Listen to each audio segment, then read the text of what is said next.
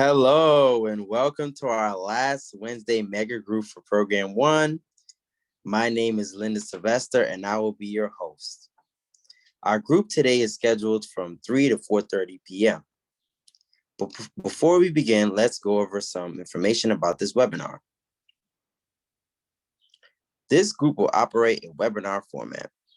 You will not be able to turn on your video or microphone during this group. You were counted in attendance as soon as you logged in.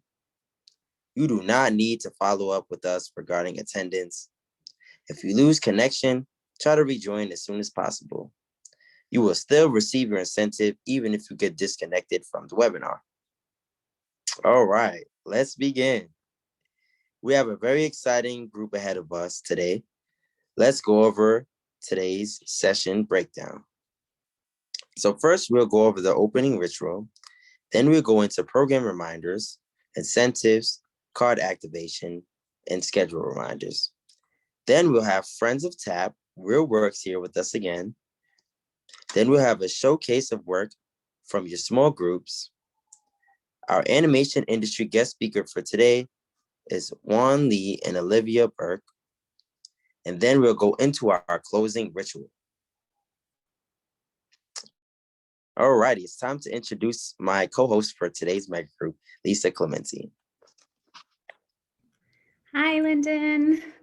It's so great to be with you all here. Definitely bittersweet as this is our final mega session of this program.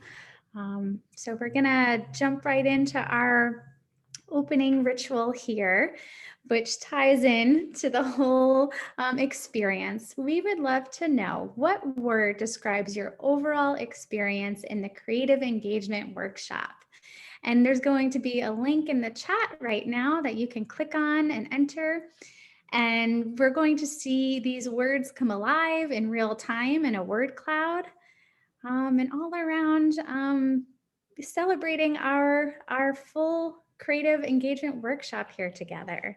So what is a word to describe your experience? Oh, Yeah. wow. And here they are, Lyndon, coming in hot. Yeah, getting some good ones. All right, right in the center. Oh, interesting. Just switched over to fun. Then we have amazing, extraordinary, impacting. Informative, awesome. Ooh, they're moving so quickly. It's Yeah. definitely represents all the amazing energy that each and every one of our participants has brought to this programming for sure. Definitely. You got lots of energy. Still fun, amazing, awesome in the center, enthusiastic, very helpful. I don't know, Cool. catch anything new, Lyndon? Enlightening. I see fun. Thankful. Is that fun that I see? Amazing. That's what I see. I even love the creativeness in words, right? Gotta love it. Wow, they're still moving, but it looks like so many amazing energy all brought into this word cloud here, all surrounding, exciting, cool, interesting, fun. So all words welcome. Thank you everyone for sharing. Oh, and it's still growing. For sharing your part of your experience here with us through this opening ritual. All right. So we are going to go into some program reminders here, and this involves our incentives. So funds for groups attended from February 22nd to March 11th, which included the orientation, were loaded onto your incentive card back on March 17th. Now funds for groups attended from March 15th to April 8th were loaded on your incentive card on April 14th. So now your final payment for groups attendant from April 12th to April 29th will be loaded on your card on May 5th.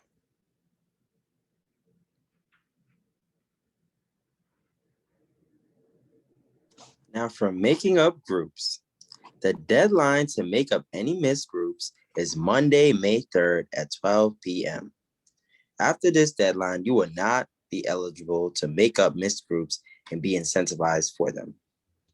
Payment for all makeup classes from February 10th to April 29th will be loaded onto your card on May 5th. All right, all great information. So for activating your card, you have received an email with the activation codes and instructions back on March 10th. You may also look up your activation code on the TAP website and by using the password program1. So there's an online activation, but you do not need your activation code for your online activation. But if you are doing the phone activation, you do need the activation code provided. So just a reminder that this code is not your Social Security number or any number related to your Social Security number. This is just a randomly generated 4-digit code unique to your card.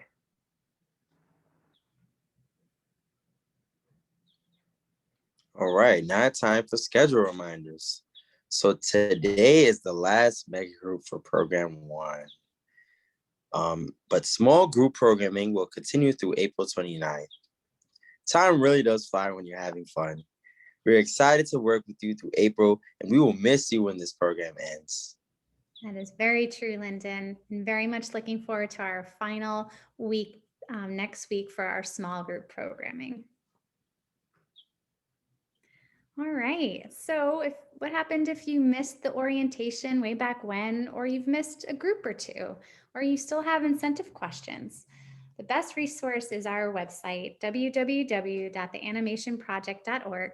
And in the chat now, you'll see a link to our FAQ page where you'll find some immediate answers to questions.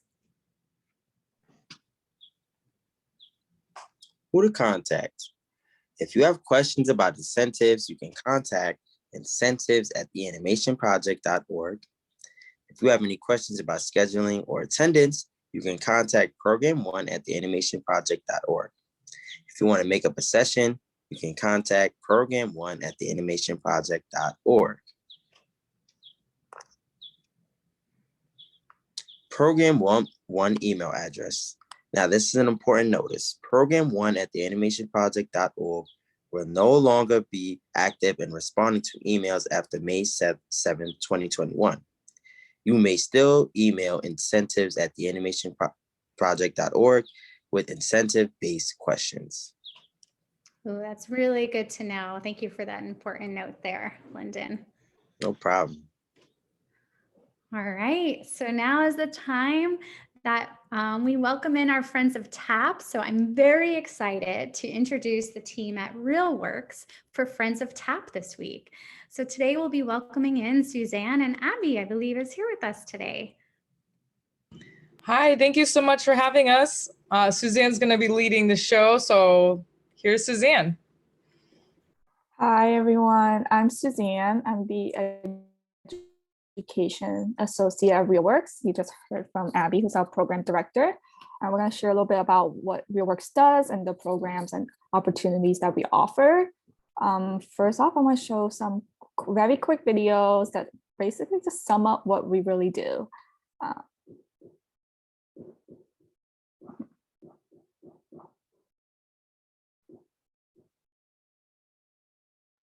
Can everybody see the video? Hi, welcome to RealWorks.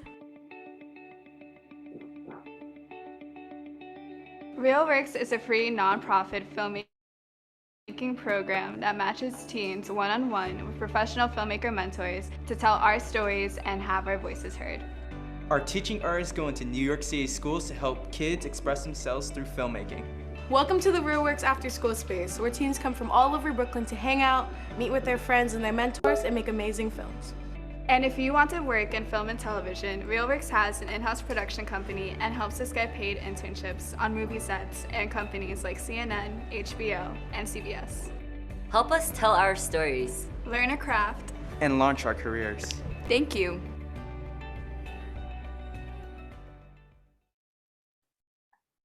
So that basically just talk a little bit about all of the opportunities that we offer. I'll go into a lot more details. The second video I wanted to show is about the 20 years that we have been operating, and this is super cool.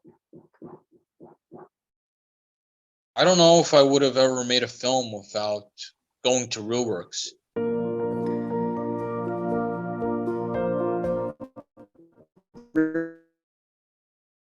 RealWorks impacted me in a really big way, I would say, because when it comes down to my career, I've had a lot of working with like CBS. I've done like Madam Secretary in elementary with them. I actually never thought I would be into filmmaking at all. To me, it's like a wonderful, happy surprise. RealWorks was definitely the launching pad for what I do now. They helped me see that the film industry was an industry that was viable. I worked in media for 10 years. It was nice to have a resume already built up before I even graduated from high school. RealWorks was truly one of a kind. I think it put me ahead in a lot of those ways, so I'm not sure where I would have been without that.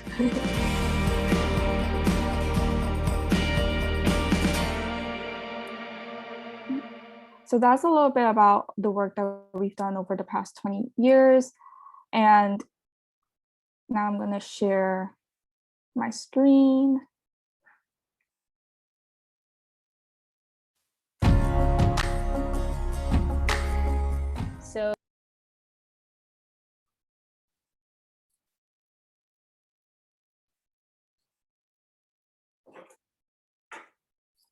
So for the past 20 years, RealWorks is a nonprofit organization located in Brooklyn, and we offer filmmaking workshops and drop-in programs for youth who otherwise wouldn't have the opportunity at their schools, or who just want an extended community outside of what they have at school.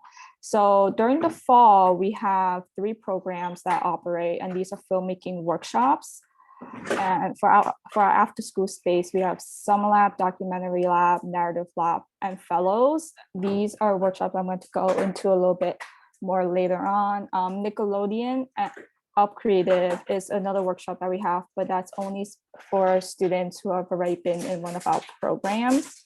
RealWorks Productions, as you heard in the video, offers in-house production opportunities for students to get real experience working in productions. Another thing that we do offer is master classes, and this is in partnership with the Academy.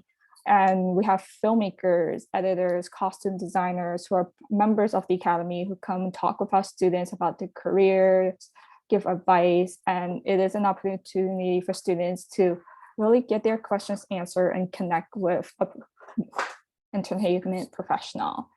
We also have Friday programs, and these are free and open to all students. You don't have to apply, and you can join us every Friday for a fun film session, and you get to meet new students who are in other schools that you might not otherwise know.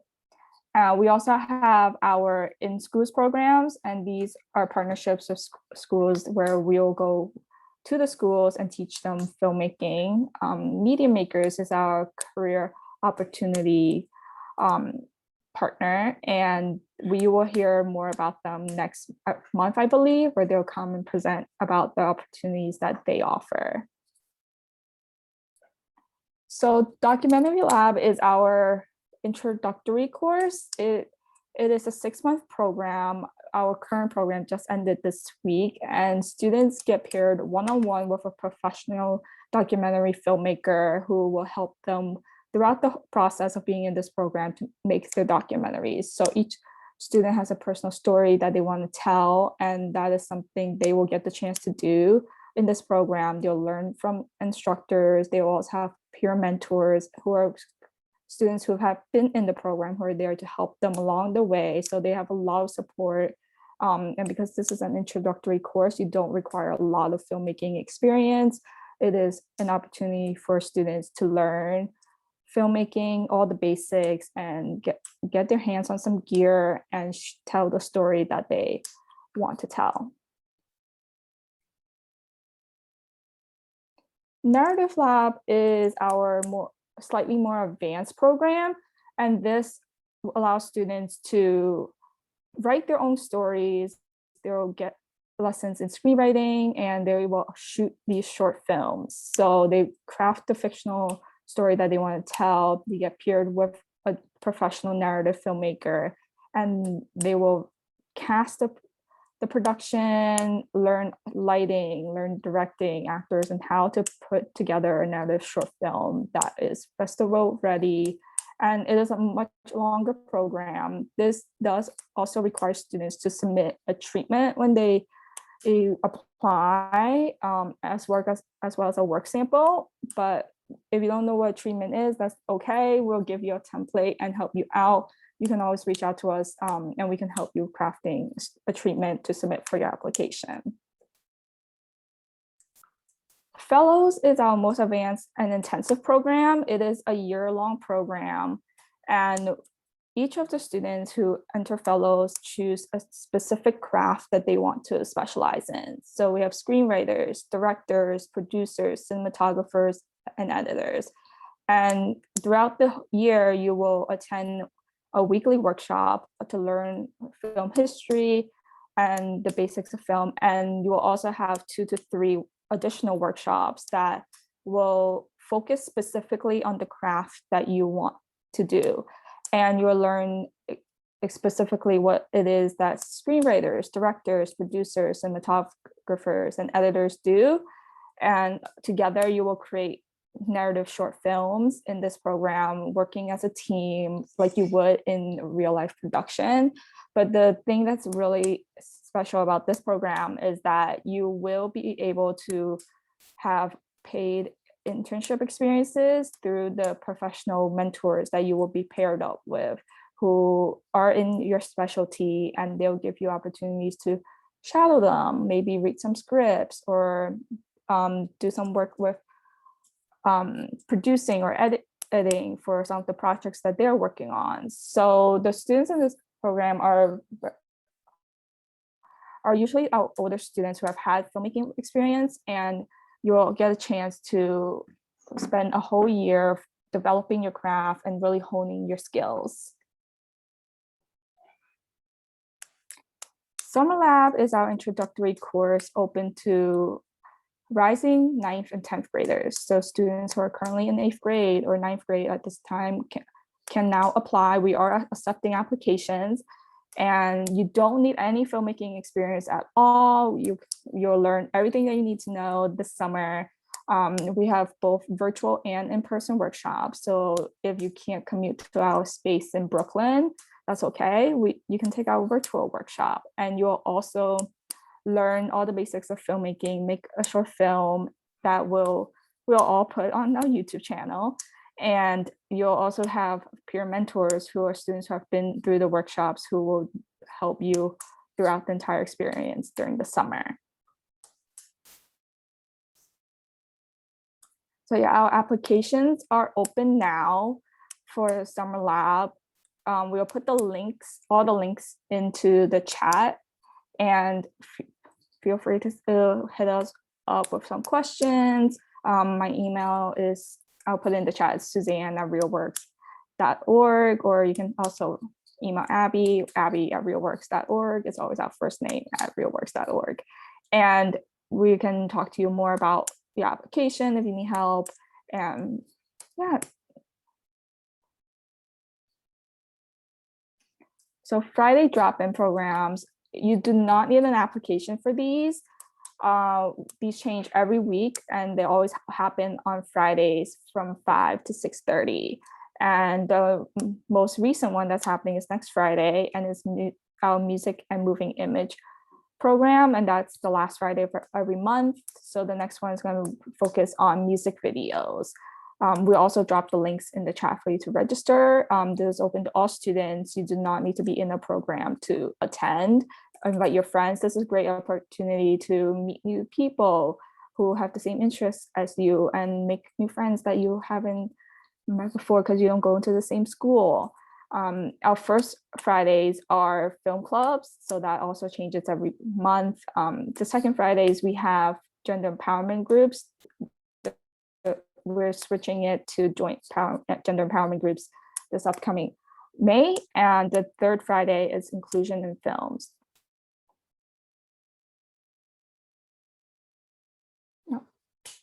Okay, that is it.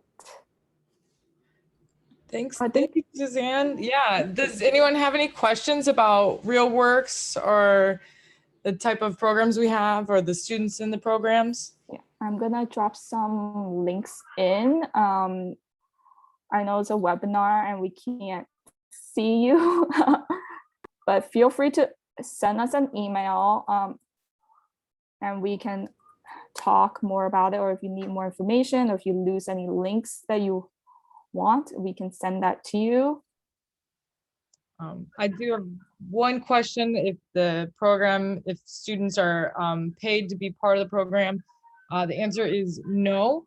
There is opportunity for paid work experiences within the fellows program, but the other two programs, it is a free program, so it won't cost you any money to attend the programs.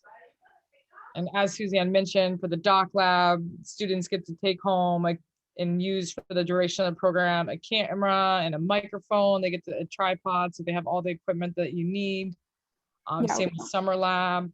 Yeah, we provide all of the equipment and software that you might need, so you don't have to worry about that. Everything is provided for you, and it is completely free. You just have to fill out the application for our labs, but our drop-in programs are open to all, no applications needed. I'm also going to drop in the link for Summer Lab.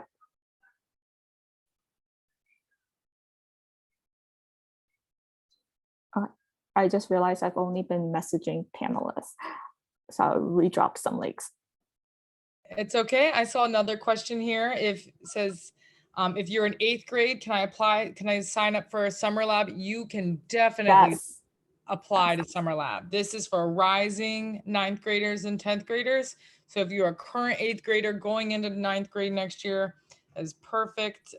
It's a lot of fun. The experimental lab is just that it's experimental. You learn about a bunch of cool old films, learn about new films. You'll have a chance to share films that you think are interesting. And you're like, how did they make this? And the teachers will be like, I can definitely show you how, and you can figure it out. You can play with it. It's a summer, so there's no grades. It's just for fun.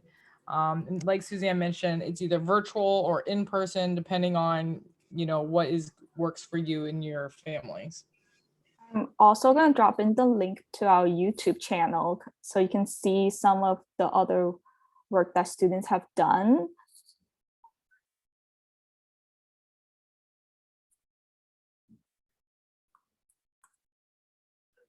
If you're currently in 10th grade, it is you in 11th, all these older grades, I would say in the fall, we'll share with TAP, we'll share with everyone our applications, or you can try to share an email to Suzanne and we'll send it to you when they're open. You'll be applicable to join the doc lab if you've never had any filmmaking experience. So if Maya, you're 11th grade, if you don't have any filmmaking experience, that's also okay. You want to go for the doc lab because it's an intro workshop. But if you already have some filmmaking experience, that's when you can go for the narrative or the fellows program. And for people who are rising high school seniors, also, if you have no film experience, you can still apply for a doc lab and join as a senior in high school. But again, if you have some experience, you're like, hey, I've already told a story. I know how to write. I made some things with either friends or another group or an after school club. Maybe you want to apply to both the doc and the narrative and, take a swing at it and see, maybe you can get into the narrative with the experience that you already have. So great questions here. Thank you so much for all these. Thank you, Sarah and Maya and Kelly. I appreciate you reaching out. Jaden, yours is, how do I apply for this program? because I went to do something and what do they give? I'm not exactly sure if what you're referring to, if you want to clarify.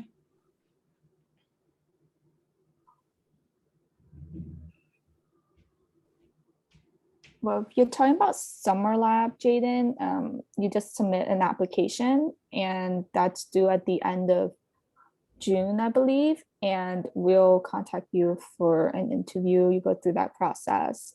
June 1st. June 1st. So beginning of June, actually, not the end. We'll contact you for an interview. It's not as scary as it sounds. There is an interview process for all of our lab programs. And it's basically just an opportunity for us to get to know you a lot better and see how you can fit into the program, like what kind of stories you want to tell. I know interview sounds scary, but I promise you it is not.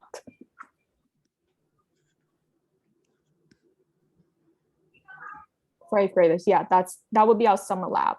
I'm gonna drop in the SurveyMonkey application link again. And if anything, send us an email if you ever lose it, and we can send you the link directly. Also, check out our website. I think all of the links to the applications would be there under the after school programs tab. Yeah, that's correct, Suzanne, except for currently only the summer lab is open. The other applications will be open a little bit later. Yes. So check back in the fall for the narrative doc and fellows. But again, just like somehow someone, Sally gave me their email. I have that saved. If anyone else wants to give their email in the chat, we can save it right now. If you're like, hey, I like filmmaking, this sounds interesting. So someone who wrote that they want to be a writer to make a movie out of my book, you should definitely apply to our narrative or our fellows program if you have writing experience and this is something you want to do. I encourage you. Again, the summer lab opportunity is not paid. I understand that some people really need to make money in the summer. I will let you know it is only 3 days a week. It's on Tuesday, Wednesday, Thursdays. So it does leave room for a summer job if you're able to be flexible with your schedule and work on Monday, Friday, or the weekend. And we are not able to offer any stipend or payment for the workshops, but we do offer them for free. Like I said, they won't cost you any money. Great. Nada, I got you. I'm saving your email right now. Thank you for sharing that. Great. Thank you, Angie. I'm also saving that. Wonderful. I'm so excited to see all this interest. This is so cool. It's a lot of fun. Go to our YouTube channel, watch some films. I'm going to put in one that's like a favorite of mine in the chat. I don't know if everyone send the panel, if that's a fun one to watch. Well, it's a documentary. I do have some, you just click around on our YouTube channel and you can watch some films from other students.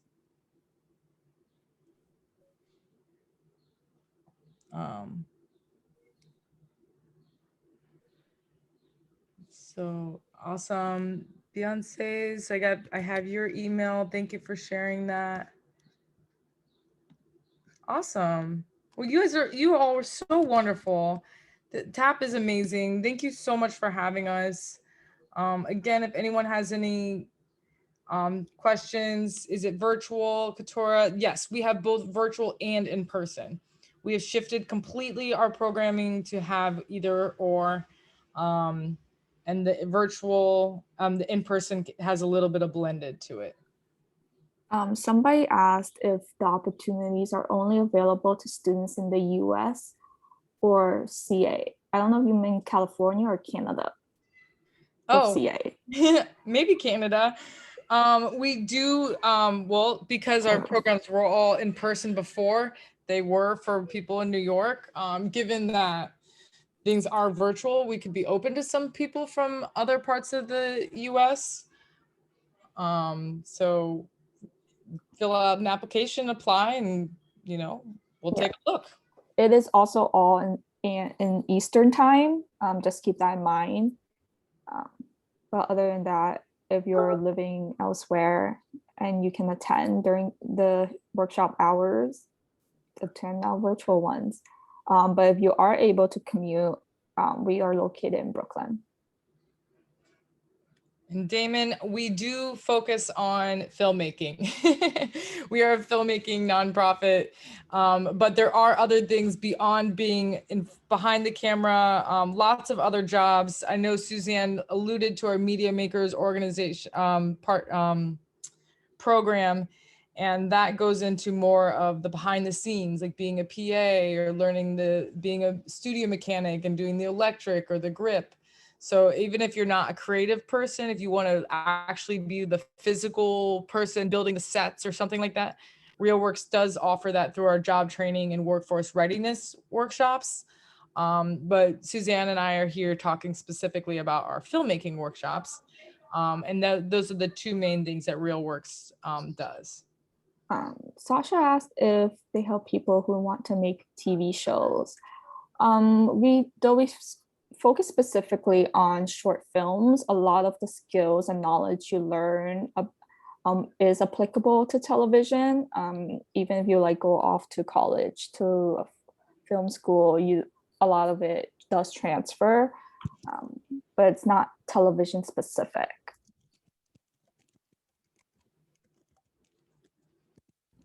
Amazing, Suzanne and Abby. Thank you guys so much for sharing all this amazing work that you bring and all these amazing opportunities. I love that our team here has so much interest.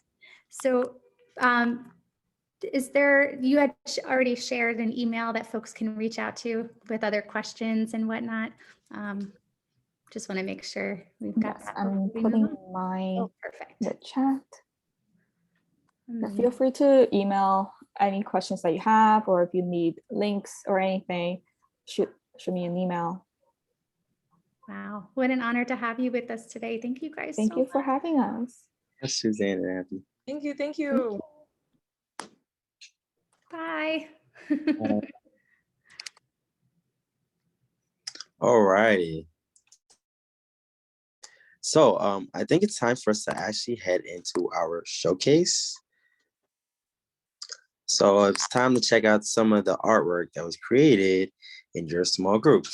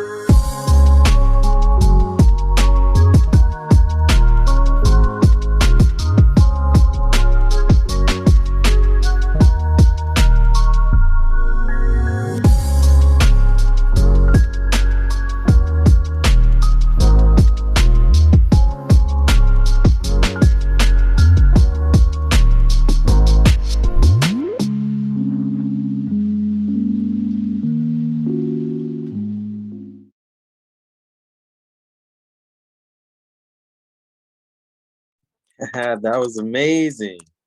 That was amazing. Great work, small groups. Amazing, amazing creativity. Thank you for sharing it with us.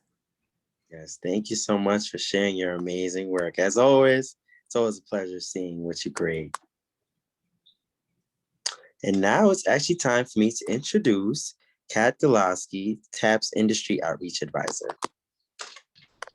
Hello there, everyone. It is such a pleasure to share this space with you this afternoon. Today we have not one, but two very, very special guests, two of my nearest and dearest, each of whom I have had the pleasure of working with within the past couple of years. In one of my special guest case, many more years than that. With the above said, or with the above in mind, I'm really pleased to welcome the lovely Olivia Brooke, U.S. Talent Acquisition Lead for the Mill, or on behalf of the Focus, and Ji-Yoon Lee, the equally very special, nearest and dearest to my heart, VFX compositor for the Mill. They will be joining us today to share with us their story and how they entered the industry, as well as address some of your very, very important questions. Without further ado, I'd love to bring into the space both Ji-Yoon and Olivia.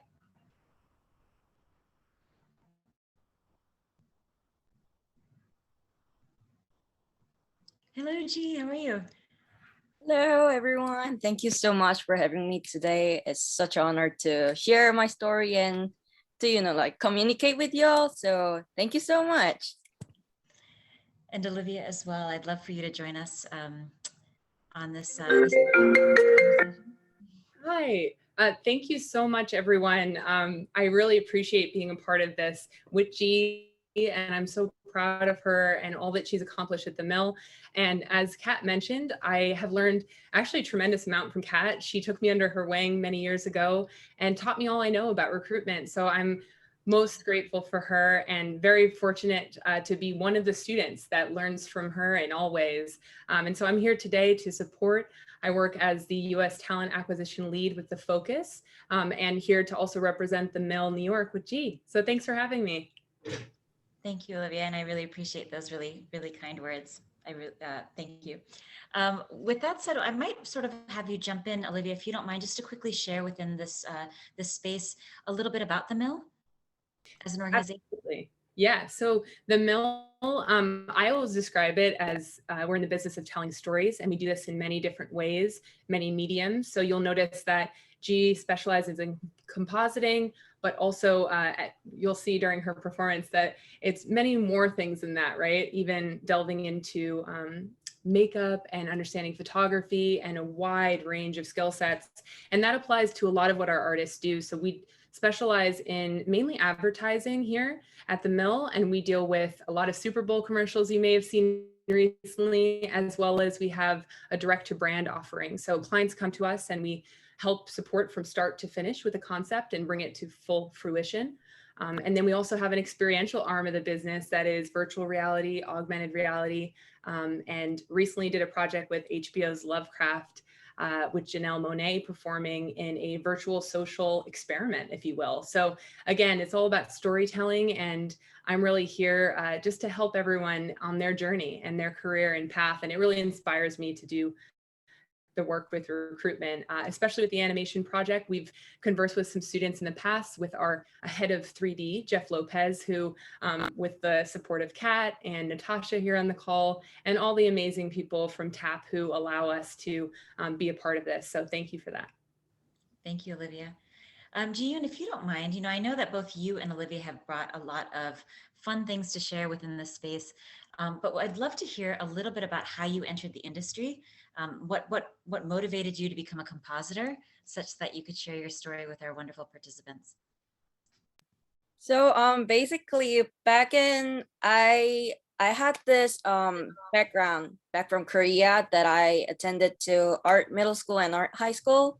And then so it was pretty normal for me to get into this art world, but as soon as I came to New York and SVA, I found this interest that I want to be a music video director at some point. So I moved my major from graphic designer to VFX world. And then as soon as I hit here, like it was a very different world than other, like majors, because usually you tend to develop a specific idea or specific skill set. But in VFX world, you got chance to really dive into the whole pipeline from the beginning to the end. So it was kind of interesting to me to keep my career path on it. And then after meeting Kat at my class for business for artists, it was such a great experience, and she really taught me how to like promote myself as an artist, how to have this business minds as an artist, along with how to keep develop my motivation and the skill sets. So all this experience kind of made me to keep focused and get motivated on, like becoming a VFX compositor, which is a basic role to gather up a diverse element into one scene. So for me, it's pretty natural to begin, like to get into the art world, but at the same time, it was a big turnaround for me in my whole lifetime to actually select my career path. So yeah, it's fun. It's still fun. It'll be fun.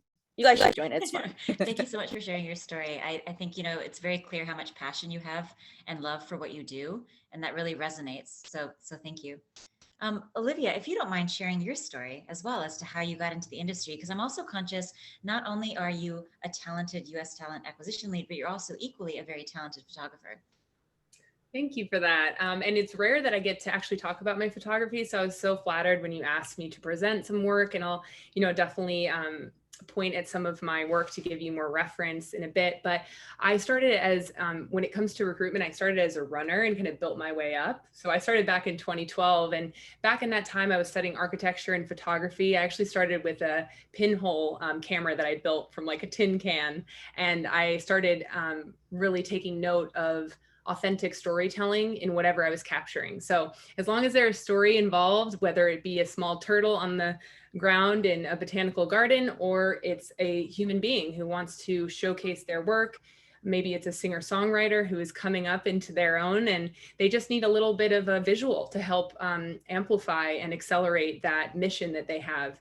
And so for me, when I try to decide the best clients, I really look into what's your why, what's your story, and how can I help? And that's what kind of the theme that connects recruitment and photography for me. And it was a while back during a shoot that I realized I actually really enjoy making people feel comfortable in times that are a little uncomfortable. And, in an interview setting, I think that I understand people come into it and it's a little nerve-wracking, but you still, it's just a conversation that you're involved in, and the more authentic and true to yourself and your personal brand, the better people can receive that and then help you in your journey. And I think the more I've learned about photography is that, again, it's that being in front of the camera, you're nervous, you don't want your photo to be taken. I mean, who does, right? But you need it. You need that LinkedIn picture, or you are getting engagement and you want to capture that moment. So I really feel fortunate to be in those times when people feel most vulnerable. And then I can come in and say, listen, it's totally okay. I felt the same way. And how can I help? So yeah, that's a little bit about me and my photography. Thank you, Kat. Oh, thank you. And I, as someone who has been on the receiving end of your talents, I'm conscious that you do have a knack for really making people feel comfortable within open spaces, in areas where one would normally feel quite vulnerable. Thank you. Yeah. So I guess with that, without further ado, I'd love for us to start jumping in and showing some of our work, or some of your work rather. That's not my work. With that in mind, Olivia, why don't I have you, if you're very comfortable, perhaps you'd feel comfortable sharing your screen, showing some of your photography, and then Ji-yoon, shortly after, I'd love for you to share some of the projects that define you as a compositor, or that you're very excited about, because I think you've also shared, we've also talked about perhaps you sharing some of your breakdowns such that you can share within the space what really makes for a compositor. What does that role look like? So Olivia, without further ado, I'd love for you to sort of jump in and share some of some of the bodies of work that you're really proud to share within the space. Thank you so much. And I guess since we're sitting here, these are some of my photos I've put behind me and around me when I work to remind myself of what my why is. So I encourage you all, even if it's a little doodle and you're proud of it, put that thing right next to you and just remind yourself that you've got, you got a lot going on. So speaking of which, let me turn over. I'm going to keep it short and sweet. And I'm just so impressed by the amount of people who've joined here today. So let me see if I can. We have quite a wonderful crowd of participants, and they always ask such engaging and wonderful questions. So we look forward to seeing your questions within this visit today too. Yeah, definitely. And I'm looking into the share options here. I'm not seeing my screen. I see desktop too. Okay. Can you all see this? Sometimes there's a slight delay, so not to worry. It might take a moment. just clicking here and waiting. If I have any tech delays, we can move to G. Okay. Can you see that now? Nothing just yet. Let me just double check. So Olivia, hi, this is Ellen. You may need to click the window behind your Zoom screen. Select that first before hitting the green share screen button. Got it. Okay. That may work. Okay, and I'm noticing here, because it's my computer laptop, I can't change settings. So I'm a little concerned there. Kat, if you have share screen, would you mind, I can send you a link and you could just pull it up? Oh, absolutely. Or I can effectively, we can also post your website. Gee, Olivia, with that in mind, just so as to, obviously we know you have generous, you are both with your very busy schedules. Ji-yoon, if you could kindly perhaps share your screen, and then I'll be sure to share Olivia's site with the group. Thank you so much. No, thank you. Sure. Yeah, I will share my screen now. Let me know if you see it. Oh yes, it looks just perfect, G. Yes.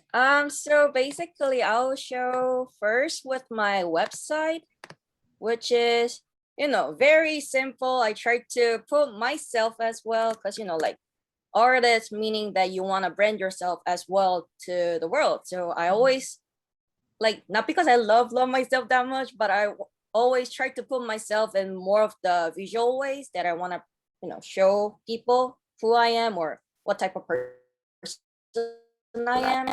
And then I did have some awards going on back then, since from the student year towards the outside of school. So I highly encourage anyone who is in this art industry would, like apply whatever you want to, get recognized on. It doesn't matter, have to be a small or big competition, but I highly recommend to do it. And then from the mill, I've been working on several different brands, from Bud Light, McDonald's, Super Bowl, Nissan, TJX. Because we have a short amount of time to show everything, I wouldn't play everything, but if you're interested in, you can either, visit the mill website in the archive tab, or you can also directly come to my website if you're interested. It's just a small little, works. And then one thing I do want to share is I recently worked with a director that I used to really admire, and then he reached out to me with this K-pop music video. I don't know if you guys are interested in, but oh yes, please. I am very much interested in K-pop. I love this video. It's really fun, actually. Really tight schedule, but also you have this range of, freedom that you could show off what your visual is or what type of skill set you have. And then especially the K-pop is one of the growing industry recently. It was a very good experience for me to, kind of go back and forth with clients and the audience of, how we should present our visuals to them. And then, as I told you, we don't have that much time, so I will just show you guys that this is some type of work that I have done as a, VFX supervisor. And then when I was, sorry, Ji-yoon, I just wanted to quickly interrupt you for a moment, only because I'm curious as to whether or not, what sort of timeline you had working towards this, and how big the team was. Oh, so it was really brutal, I would say. For this project, they had about 80 shots to be worked in VFX, but since they were in a short amount of time, we only had 2.5 weeks to create from the design towards the execution with the color. So for me, I had to collect a lot of people worldwide, from Korea, Canada, like LA, New York, to gather up to make this work. And then budget wise, I would say industry depends. And back in Korea, it wasn't really like a high budget compared to what they really liked it. But since I gather up the people who are junior level, but also very enthusiastic in this world, we made it work. So I feel like if anyone is interested in making a cool project, don't get to stick to maybe budget, but more into like a collaboration side of, like it's all about collaboration and synergy to make everything work. So this was, we had a team about 15 people as I collected So it was kind of fun, actually. Fun but stressful, but fun, It ends up being fun. So I feel like all the arts are like that, like it's stressful at the beginning, but at the end, you'll see something. And seeing that final product must be so satisfying. Mm-hmm. And then they are hitting the first, so like we have the 50 million views already. They're hitting the first rank among the newest idols. So we're having a very good records according to the director and the like entertainment. So it's kind of fun and a really good reel to me as well, because people are recognizing me back in Korea as well. Even though I work in the mill, they will still highly contact me like, hey, I saw your work, like it's cool, like Eva Mill, cool. Like, I'm like, oh yeah, thank you. But yeah, it's really fun. I'm not surprised at all.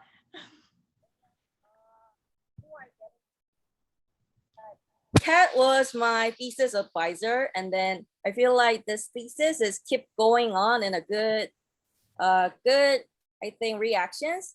It was even posted in the Mill website as well under Makers at Heart contact. And then once you get in here, I won't play the whole film because it's like 5 minutes, but if you guys are interested in, maybe join the Mill website or either my website so you can see the full film. And then the fun thing is I was actually responsible for a whole pipeline from story, casting crews, casting actors, 3D design to execution, along with dressmaking, because like budget for student is always a burden. So I try to cut them down by having everything, executed by myself, by my hand. And if you have people who can work with you, please collaborate, because it's a lot of work to do, especially if your student thesis is always something that leaves forever. Like you will see it someday, even though you're like getting older stuff, but try to make it more collaborative people. That's what I learned from my thesis. And then just to quickly show the behind scenes, as me to get into the compositor side, I was actually more interested in Houdini and FX side, but the more I had this chance to actually go through the whole pipeline and whole skill set, I ended up recognizing what my weak part and the strong part is in my skill set. And then by having comments from people as well, like they did recommend me to become a compositor because I did better like stuff compared to my 3D skill set. So it was kind of hard to admit that I'm not a super talented in 3D, but it gives me a really good insight that what I'm good and what I'm bad at or weak at. So I do value people. If you're doing the art, open your ears to everyone else and I wouldn't say just admit it or just have to be stubborn, but you will still have to consider what are the realistic reaction you would take from your artwork. So from this, like making this costume and everything really gave me a very good insights that what type of artist I should be in future. And by having amazing thesis advisor, I get this chance to meet my mentors at the mill, and now I'm here working at the mill. So even meeting Olivia too, like if it wasn't Kat, like it would have been hard to really expose more stuff that I had before. So I thank both of you all. They're truly inspiring. And then if you're on your school year, try everything that you can do before you get into the society, because like there are less possibility for you to make mistakes outside of work because it's gonna be crucial. So try to do a lot of stuff beforehand while you're in the school, and then like experience everything, and then come to the real world and enjoy it. But that's invaluable insight and incredible words of wisdom. And your work is an inspiration too. It's really impressive to see how your thesis came to fruition so quickly over a short period of time. It was incredible. Your hard work certainly paid off and really got the attention of so many fellow talented artists and folks throughout the globe. So really nicely done. Thank you so much. If I could trouble you to speak to what it means to be a compositor. So as a role, the compositor is someone who gathers up the different elements from footage, color, 3D elements, or graphic design, or even the photograph too. Like they are the one who collect everything and make the scene make sense. Like it's all about making it make sense, like I don't know if it's clear enough for as a description, but I feel like it's the one who collects and become the main of the whole, like connection, I would say. Mm-hmm. Very nicely said. And I'm conscious that Alani within the space has said that she's really into K-pop. So thanks for sharing that music video. Thank you. Olivia, obviously I'd love to hear a bit about, your sort of interest in photography. We did post a link within the group chat on your website and your photography and your work.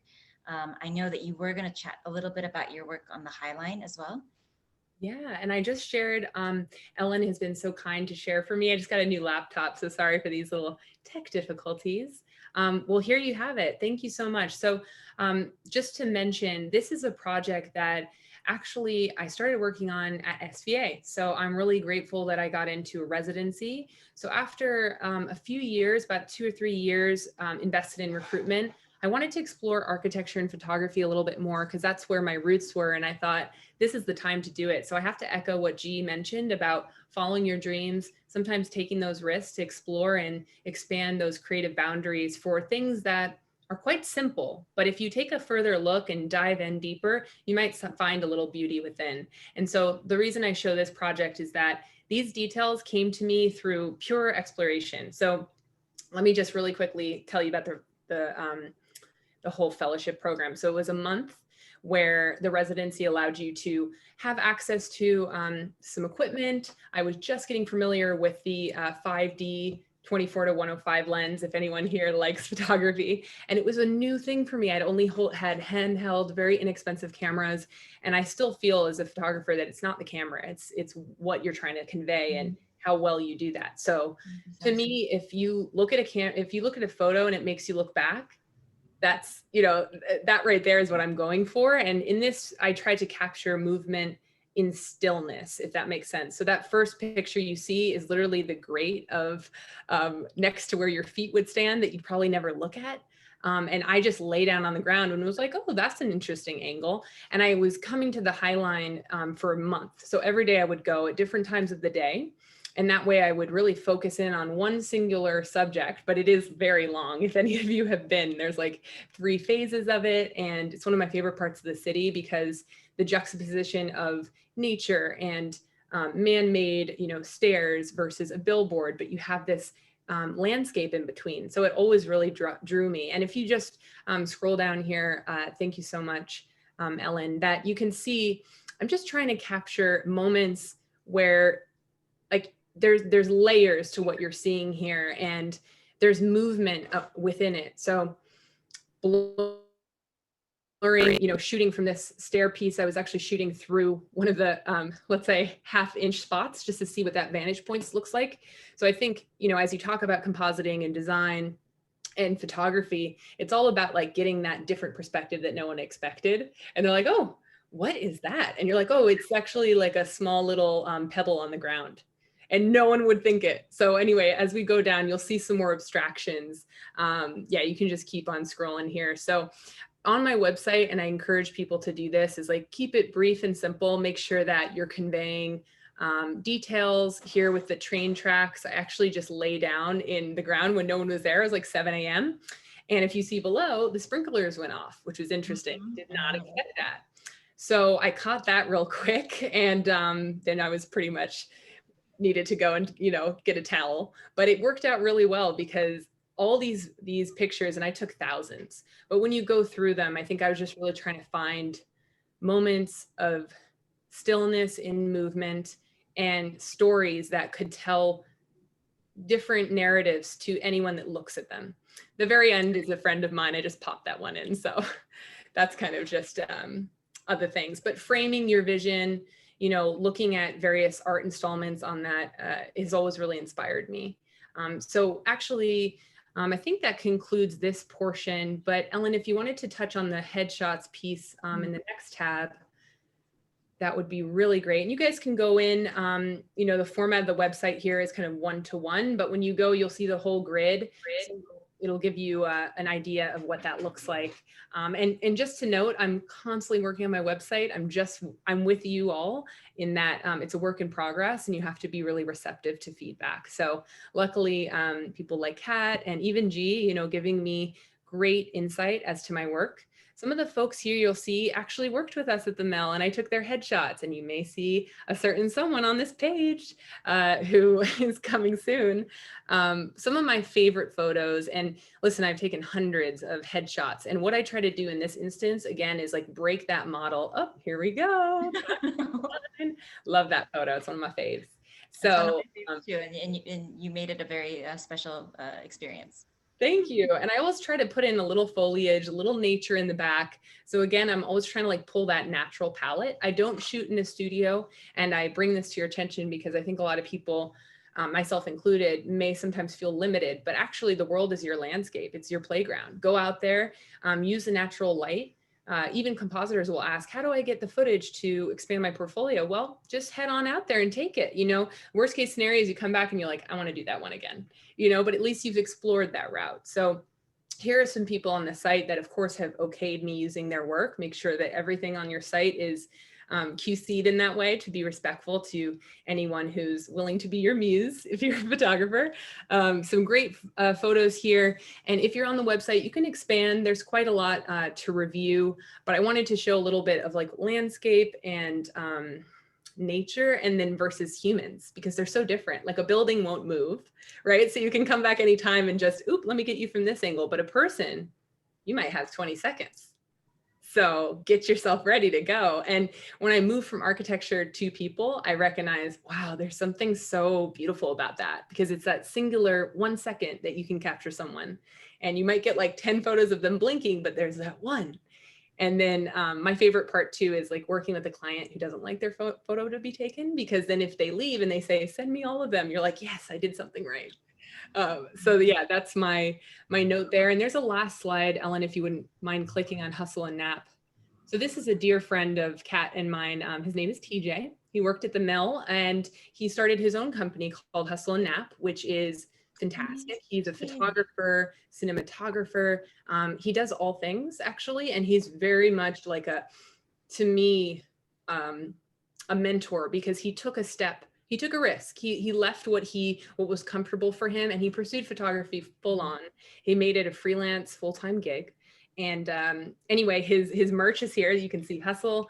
We wanted to, for the purpose of the shoot, again, back to that why, like what's our purpose with this, wanted to convey who he was as a person, and also do a little merch reveal, like here's the new hoodies, like sign up here and, you know, support his business. So just showing this to say that every step of the way I've been learning. My clients are my biggest teachers because they tell me how they feel and they're honest. And I just love working with people and hoping to make their day a little bit better. That's always my measurement of success. Beautifully said. And it was lovely to see all those beautiful and familiar faces in the portraits section earlier. So thank you very much for sharing your insight. Oh yeah, as well. Of course. I'm like I said, I don't usually get to do this. So I'm really, normally I'm talking mainly about recruitment. So I'm just so grateful to be here. And I do have, if it's helpful, I can put in my website, my email, and my LinkedIn. So you can connect with me. Feel free to reach out for any opportunities at the Mill. So let me do that in a moment here. But any other questions, Kat, I'm happy to answer. Sounds wonderful. Thank you. So much what you and what G does interrelates, because obviously, photography and compositing often go hand in hand, if not always go hand in hand. With the above in mind, or with what I'm saying, I'm sort of speaking as though I'm writing an email today, so, which I tend to do often, as everyone knows, who knows me well.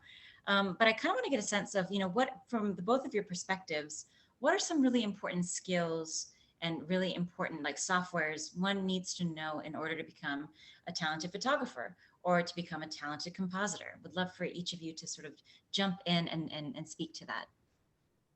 Yeah, sure. G, if you want, I can go first. So for me, I learned again back with pinhole. So pinhole cameras are you can make them out of anything. So I first kind of was shocked when I realized the extent of lenses and, a Mark V, Mark IV or 5 or, Canon I've explored with Sony's.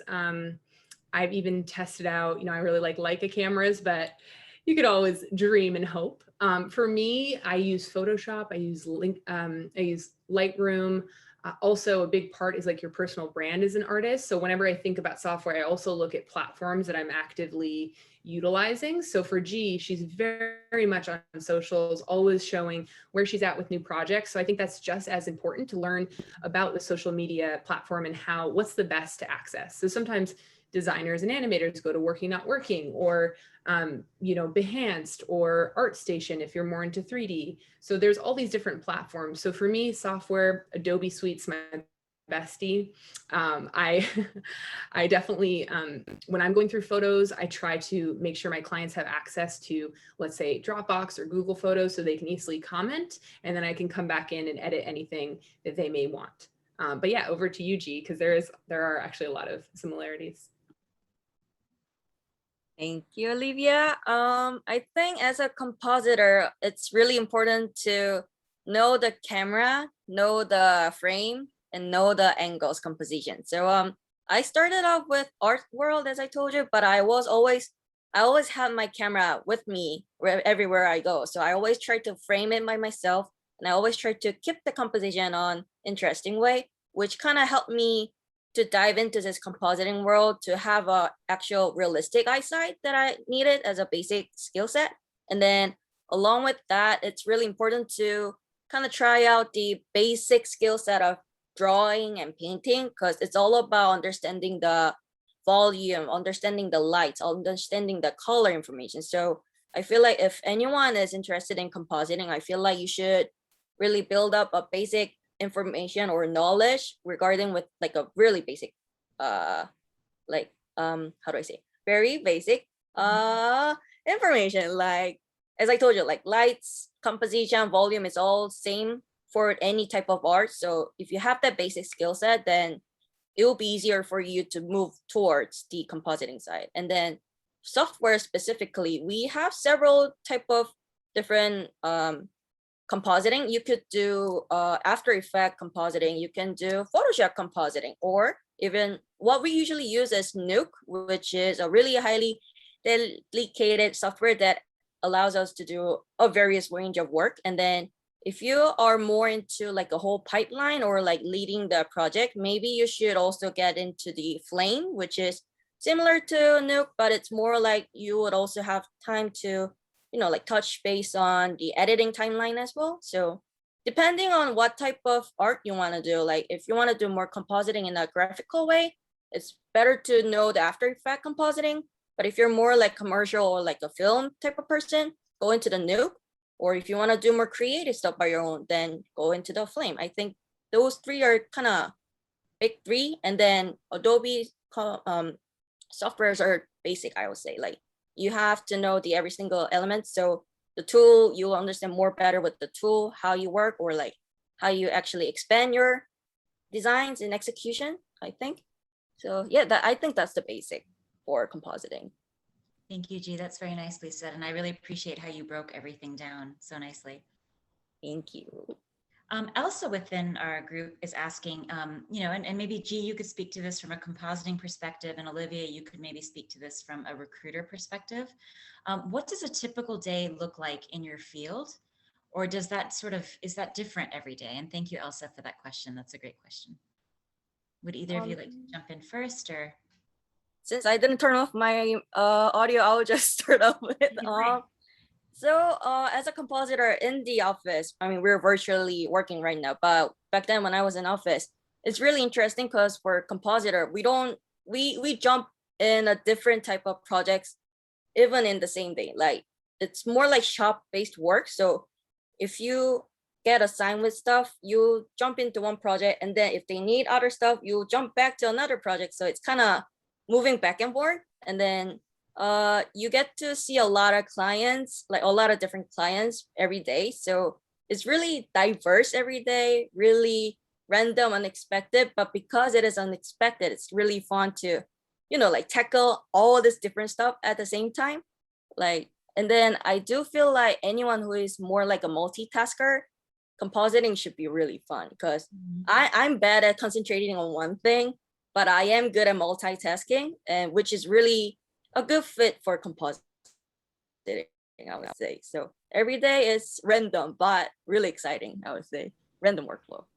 Yes, and you are quite the talented multitasker. I honestly don't know how you do it.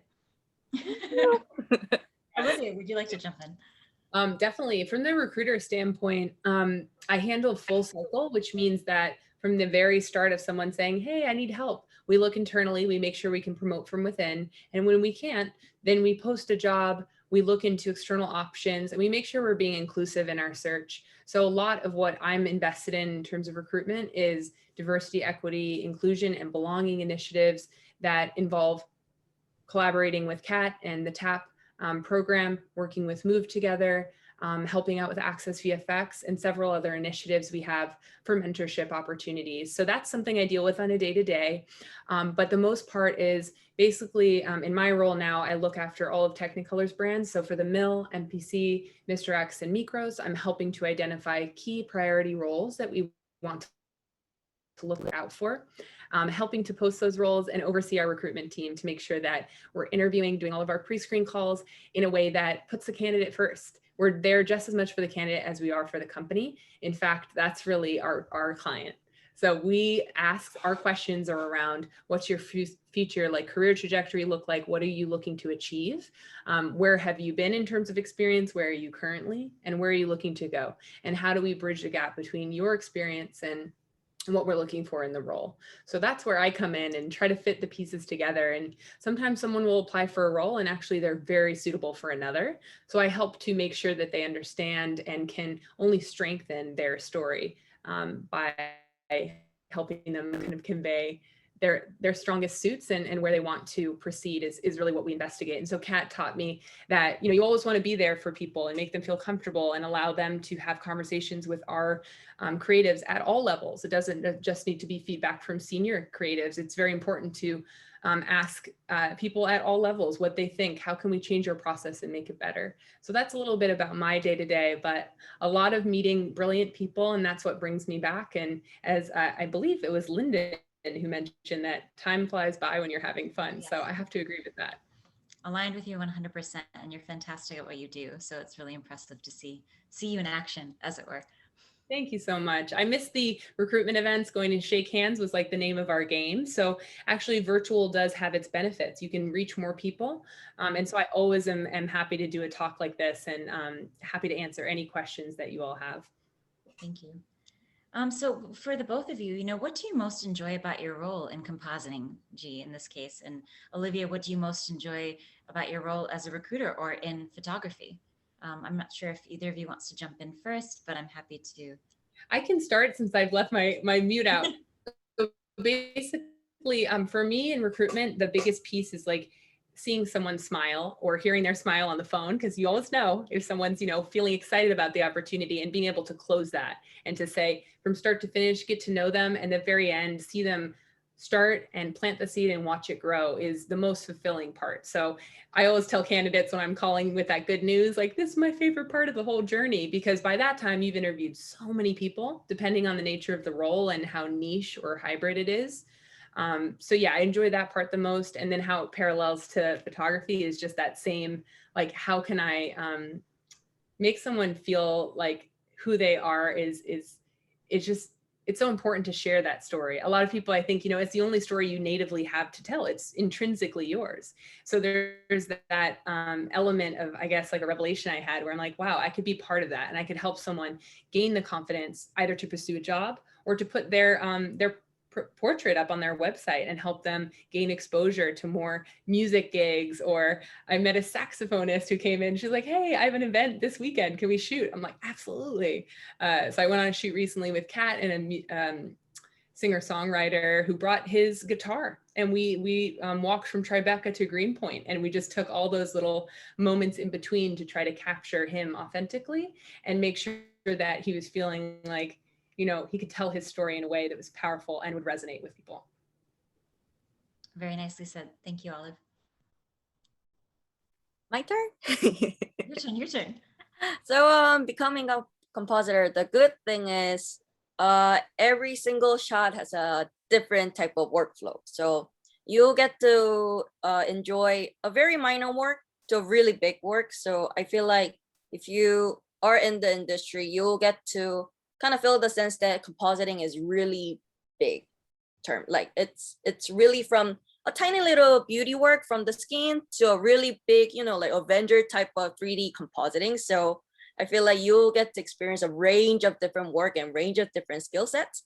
And then another thing is, I feel like, I think I mentioned before, it's just jumping around in a very diverse works, you know, like shots, because we work shot by shot, not the full edit. So you get the sense of more like, hey, this shot needs something else and that shot needs something very different. So like, it's all about multitasking and, you know, like very, very diverse, I would say. It's really diverse. I can't tell more precisely, but it's really diverse. So you'll get to experience a lot. Like it's fun and then enjoyable, I would say. Just fun. Variety is the spice of life, they say. So I appreciate you sharing that. Thank you. So, I do like to ask this question a lot because, we are sort of experiencing more hopeful times, obviously off the back of having so much more access to the vaccine and obviously in consideration for the fact that we have, all experienced a very, very difficult and painful year, and some of us more than others, especially as we experience points of isolation or we're living in different, home situations than we might be more comfortable with. And, I'd love to sort of get a sense from your perspective, what are some recommendations that the two of you might have as, kind of coping strategies throughout these uncertain times? Because while it is feeling a lot more hopeful, there's still that transition. And I'm conscious that, this is a really important question for me because I think, we all, like some days will fluctuate. Some days might feel a lot more comfortable or a lot more pleasant than others, as it were. Maybe I should start because I didn't unmute myself. Yeah, please.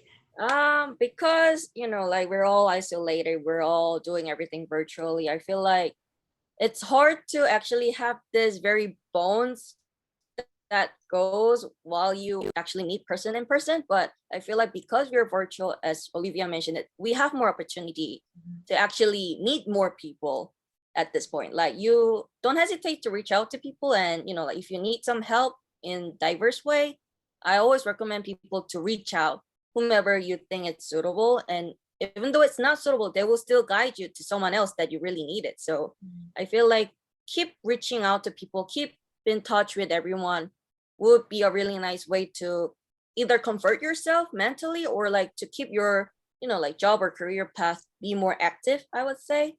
And then, because, like the people you reach out are also isolated right now. So reaching out to them could be a enjoyment for them too. Because, like some people get really stressed out or really scared to talk to somebody else that you don't know or not too close with. But those people also need some attention too. So like, it's all about, keep going back and forth. So I feel like, I don't know if this is answering the right question, but it's really important to keep those interaction. It doesn't matter what type of platform you're using. It's all about keeping the connection back and forth. So I think that's important for now in any type of problems or issues you have, Thank you for addressing that. That's a great response. Yeah. Olivia. I will add too that over the course of the past year, we've all been challenged in so many ways. And, I think many of us haven't been able to hug our family in a while. And so I think when we're working so hard, it's good to remind yourself of these battles that we're up against and be kind to yourself. You're giving a lot to others, to your work. Think about where you spend your energy. Think about that. I think about that all the time. I'm like, oh man, have I taken a walk outside today? Maybe not. So, take a breath of fresh air and it'll help you. Like I use my dog as an excuse, but I'm like, I got to walk my Truffles, my Westie. I'm like, got to get him out. He's got to see the light of day. And so whatever it is to you, make that time. People will respect the boundaries that you set.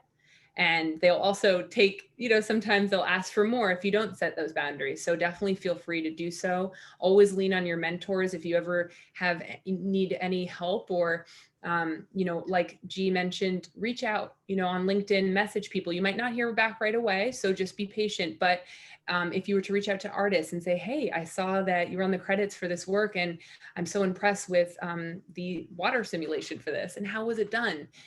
People respond to that because they're like, wow, my work touched someone. I made an impact. And then you already have wrapped them into like, how can I help this person? And so oftentimes people maybe not right for their reel or not right for an opportunity, but they'll send me their reel and then I can advise and say, here's how you may want to look at considering this option, or, hey, you're actually really suitable for this other studio. So maybe pursue that as well. So yeah, that's my 2 cents. And always exercise. For me, when I wake up in the morning, I spend an hour. I do running, which I just got into. I'm not much of a runner, but it helps because you fully exert yourself. It's like you're just trying to make that next step and not trip. So you can't think about anything else. And a little yoga and meditation definitely goes a long way. So be kind to yourself. That's my biggest point of advice. Very nicely said. And thank you so much for sharing. Would love to sort of, I'm appreciative of how exquisitely busy both of your schedules are. So I want to thank you again and acknowledge the fact that you've really taken some time to spend with us today during what is a very, again, exquisitely busy time.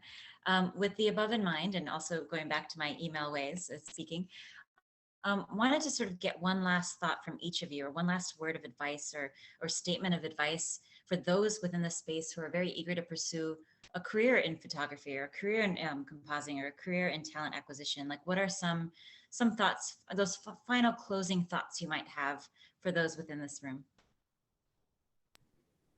Well, I can start. I will say that G touched on something that really drew me in further. Collaboration and synergy is important when you're dealing with projects, when you're working with new people, asking questions. There's no silly question. Be resourceful, and always when you ask a question, actually shows that you're really detail oriented and you want to help. So, that's a piece of advice I have. Also, be bold.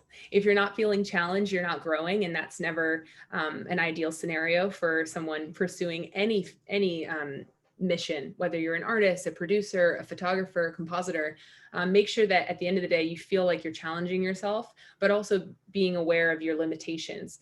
So it's this happy dance between, oh my gosh, let me take this risk and try this new project. I have no idea how to do it, but that's pretty powerful to tell yourself that although I don't, I will. So yeah, over to G on that.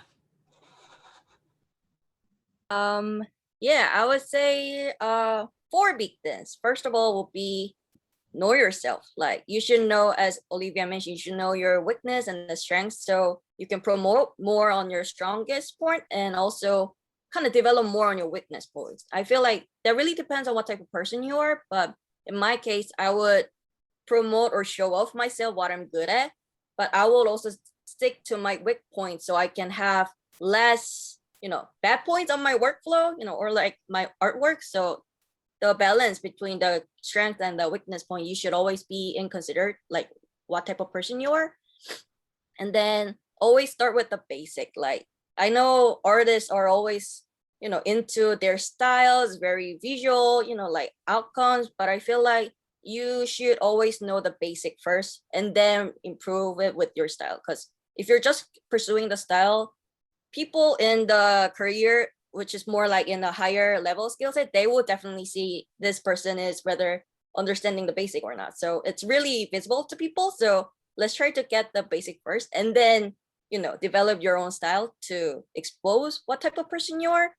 And the next thing will be, you always reach out to person who are in more like expertise, or like someone who are more into this field longer. But I always tell people, like, try to teach someone who are next generation to you, like, because the more you try to teach people, which means you know stuff and you are showing them that the evidence of you actually understand something, and then you're passing it through a next person. So it's always a good exercise to go back and forth with the mentor and your mentee. So it's kind of cool ways to keep yourself motivated.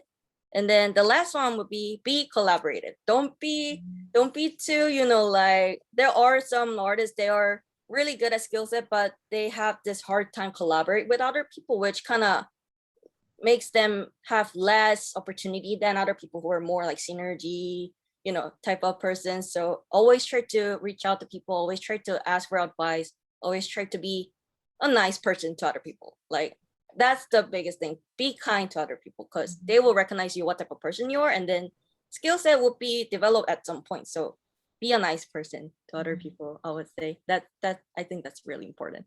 Those are such beautiful closing words for advice for those who are within the space. I think, being kind is the most important value So really appreciate your advice and Olivia's advice as well. So thank you so, so much to the two of you. This has been such a special way to close out this program and a very important way to sort of share the space and hold space for one another.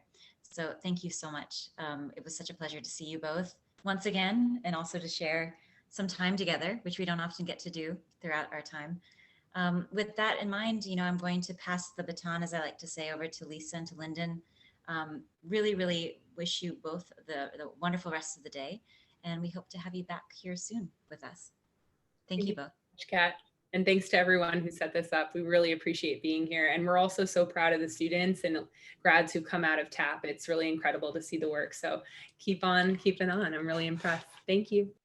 Thank you. Thanks, guys. Thank you so much, G and Olivia. Wow, thank you so much for your wisdom, your artistry. Wow, what a wonderful way to end here. And speaking of endings, we are going to get into our closing ritual here. So we are going to invite you all to take a moment to celebrate you and all of your accomplishments in this creative engagement workshop. And we're going to invite you to celebrate by using a movement or gesture, and you're welcome to add sound to it as well. So we will, of course, Lyndon and I will model here for you, and we trust that you're all joining in at home with us. So ready, Lyndon? On the count of three, we're gonna celebrate ourselves and our accomplishments with a movement or gesture or sound. Ready? Yep. 3, 2, 1. Fine. Woo! I had to add a woo. That was good too. It's the last day. Exactly. So over to you, Lyndon. I know. Thank you so much, Lisa. So, unfortunately, today is again the last mega group of program 1. So please remember to stay connected with us through our website as well as our social media. And again, thank you for joining the Made in New York Animation Project Mega Group. Yes, thank you guys all so much and for joining our last mega group for program 1. Our small groups will continue through next week. Thank you all for your amazing work, and we're going to invite our TAP team to turn on their cameras and say a goodbye to all of you. So our amazing behind the scenes TAP team, wishing you all nothing but amazingness. You all are wonderful. Bye, everyone. Bye, everyone. Take care.